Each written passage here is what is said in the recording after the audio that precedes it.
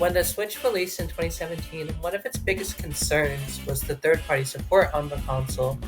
A lot of companies, such as Sega and Square Enix, would release smaller titles in 2017 to ensure that the Switch would be successful, and if it were, that they would continue support. But one of the biggest outliers in the Nintendo Switch library is Capcom. When Capcom looked at the Nintendo Switch, they didn't have much confidence in it. This was strange, as Capcom was one of the biggest supporters on the Nintendo 3DS, with games such as Ace Attorney and Monster Hunter being quite popular. With this, Capcom decided for their debut Switch title to release a port of Street Fighter II, dubbed Ultra Street Fighter II: The Final Challengers. This, along with Monster Hunter Generations Ultimate, showed Capcom that they were taking it easy on the Switch and that they wanted to test the waters and see what worked. So, let's talk about Ultimate Street Fighter II for a bit. This is a strange port.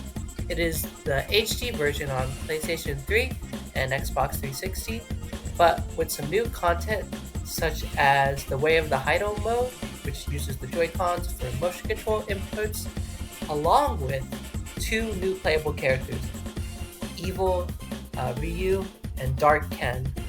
And the thing with this port is that Capcom was charging $50 for this release at retail and digitally. So people were concerned that, they were getting this as their first Switch title from Capcom. And the biggest thing with this title is that this sales would determine Capcom's future Nintendo Switch support.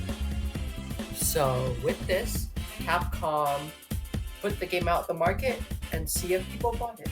And luckily, it did. It sold pretty well. I don't believe it sold 1 million copies, but definitely met their expectations. And with this release of Street Fighter II, it allowed Capcom to release a bunch of other Switch games onto the console. This includes multiple ports of Resident Evil games, Onimusha, Mega Man collections, and most notably, some original Monster Hunter games for the console, such as Monster Hunter Rise and Monster Hunter Stories 2. And for a lot of Switch fans, they don't really look fondly on Ultra Street Fighter 2. Mostly because this was the game that was gonna switch fates, as I like to call it. If it didn't work out, it was unlikely that Capcom was gonna stick with the Nintendo Switch. And that would be bad because they didn't do much on the Wii U. There was Monster Hunter 3 Ultimate and Resident Evil Revelations.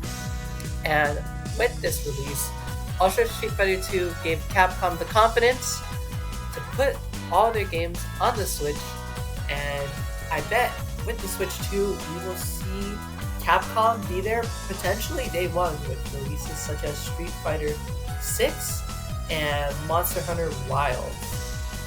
It's pretty cool to look back at the early Switch years. Definitely something I considered doing a video on, and also just trying to see, why these games, such as I Am Setsuna, Puyo Puyo Tetris, and a bunch of others, were the games chosen to release on the Switch, especially since the Switch was a brand new console, so it's weird that they would even think to have, these titles that probably wouldn't sell well so early on in its life.